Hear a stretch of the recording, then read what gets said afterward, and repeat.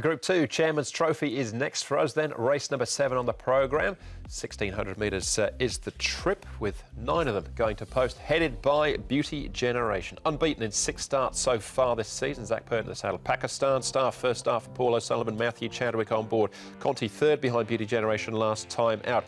Singapore Sling down in trip behind Exalted on his last 2 starts. Donoso behind Rise High last time out. 6th in this race last year. Mission Tycoon, the Classic Cup winner, down the field in the Derby. And Rise High goes back up in class, a course and distance winner last time out. Regan Bayliss rides from Barrier 1 for Casper Found. Season's Bloom. He's been up to Chungfar and back a couple of times in the last month, returning most recently on the 1st of April.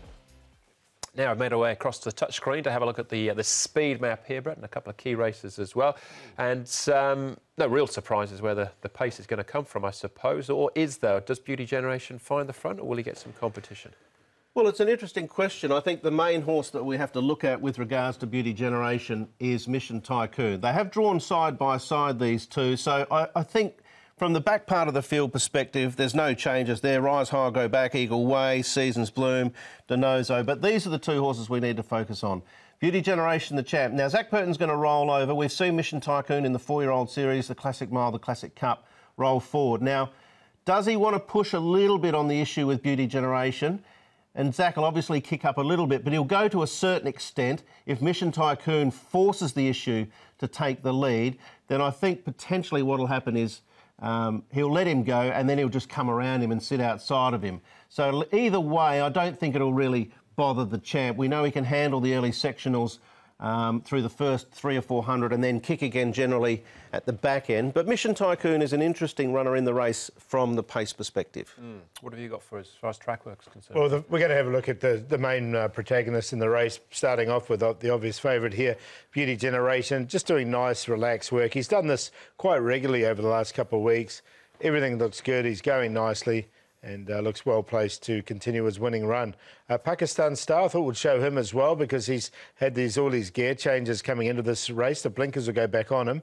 He looks nice and relaxed there. He's doing everything right. Back to 1,600 metres for Pakistan Star. Interesting to see how he goes with the new stable. And big Conti there, he goes nicely as well. Conti, that's him 429, so he's the one closest to us. Big horse, as we know, and just doing it nice and easy with the stable, mate. All right, we'll come back and have a look at all the main players in a moment. Let's start off with the champ, though, Beauty Generation, and big race rider, Zach Purton. Beauty Generation, Zach, is it just a case of if he turns up, he wins? Well, obviously his rating suggests that. He's clearly the best horse we have here in Hong Kong. And his rating is well above his opposition.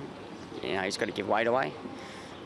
So it gives the other horses a little bit of a chance, but you know, there's no reason why he's not going to go out there and continue on doing what he's been doing. He's very well in the mornings. He's kicking his heels up and squealing and carrying on. He got rid of the riding boy a week ago, and you know, the horse couldn't be any better. So I'm looking forward to being back on the weekend and hopefully continuing on our way.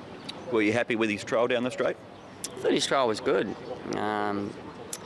He's had a long season.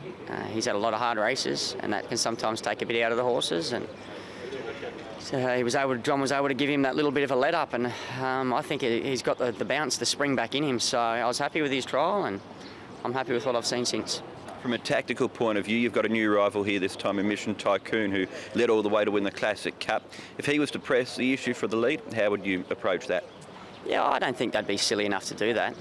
They've got to give their horse a chance to run a race, and I think if they're just going to go out with the intention of taking the lead, you know, they're going to have to work too hard to do that, and he's clearly just going to fall in a hole. So they need to be sensible about what they're going to do.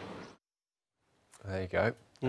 That's what Zach thinks about potential tactics. Let's get straight into the race analysis then, and start off with the Queen Silver Jubilee Cups. This is 1,400 metres. 3 horses coming out of this race. We've got Seasons Bloom down there on the inside. He's jumped out of Barrier 2. A Group 1 winner over 1,600 in the past. Conti as well. And Beauty Generation just on his outside. Unbeaten this season with 6 wins. And this is what we're looking at, Brett, we're talking about. Beauty Generation getting across the field and finding the front. Yep, drew Barrier 8 on this occasion. He's got 7 there on Sunday. You can see Zach Purton, he just keeps him wide, gets him into a nice rhythm, makes sure that he doesn't get bumped by another horse and potentially lose stride or lose momentum or lose balance, and then he gradually works up outside of the leader and takes over. Now he's run a 13.6 and then a 22.1 coming up towards the bend. And then they zip home 22.9 and then 22.28, the final 400. So he's done it at both ends of the race. He busts them up early and then he makes it almost impossible for the horses back in the field to bridge the gap. He looks really good, doesn't he? And there's not too many chinks there, as you can see. You can see Conti, one of his main race rivals there, the horse that we've got the halo on. He's coming down the outside and he hits the line strongly as well. So, look, he's obviously another rival in the race, but it's hard to see Conti overturning on this. Well, he's run 6/100ths of a second quicker there, his final 400, and that is over 1,400 metres. So going to the mile, Conti potentially can get a little bit closer. But the first part of the race, we showed how quickly he runs that first 600 to 800 Beauty Generation, and it just takes the edge. He gets a margin on his opposition, and then he can kick off the back of it. Yeah, and he's barely asked him a question either. All right, we'll move on again to a couple of the others, and this is Rise High. This is a super win from Rise High last time. Regan Bayliss from the back, very patient ride, came with a flying run. We got Denozo in here and Seasons Bloom. As a result of this, was handicap company. Seasons Bloom is £13 better off with Rise High. Yeah, and we sort of mentioned going into this race that he was sort of just showing a few signs that potentially he was getting back to some of his better form. Seasons Bloom, he won the Stewards Cup last year. So this is in his favour, as you said, Andrew, the weight. And Rise High, Casper Founds has always been very confident and quite bullish sometimes about this horse's potential. And I can start to see why now. This is a really, really good win. He hit the line really strongly. And look, even I know this was a handicap, I still think he's going to run a really good race. I think he's still got plenty of rating points in hand, Rise High. Yeah, I tend to agree. All right, big turnaround at the weights. This is back to the 4-year-old series here. And Mission Tycoon. He was a big price this day. With hindsight, probably a little bit too big, but from the front, he was too good. Yeah, he's up against the real big boys here now, isn't he, Mission Tycoon? As Zach said, look, if he wants to try and get to the front, he's going to have to work a little bit to get there. So he's not going to get any easy sectionals as he did in the 4-year-old series. He's up against the older horses now, so, look, I haven't got him.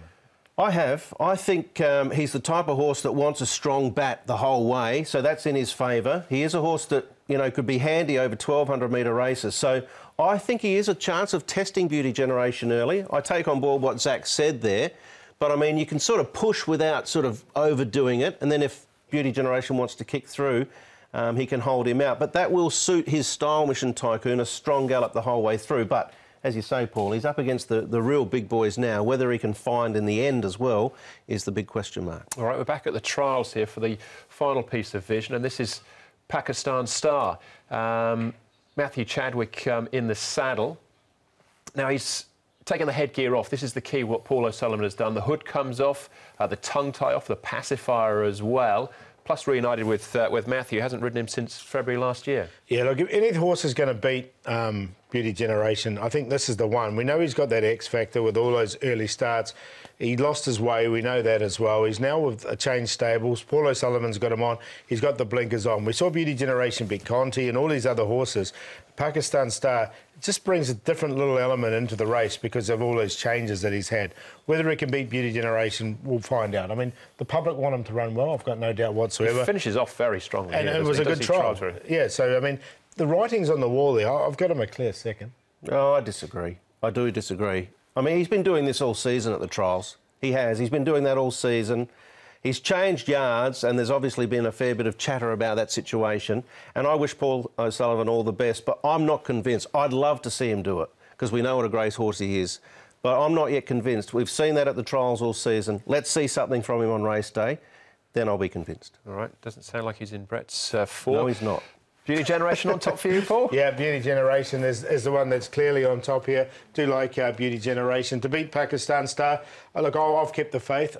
Conti, obviously, we've seen him, and Rise High in there for fourth. So 1, 2, 3, 9 for me. It's not about faith, Paul. I love the horse, to be honest. I just think he's got to prove it on race day. He hasn't done it all season.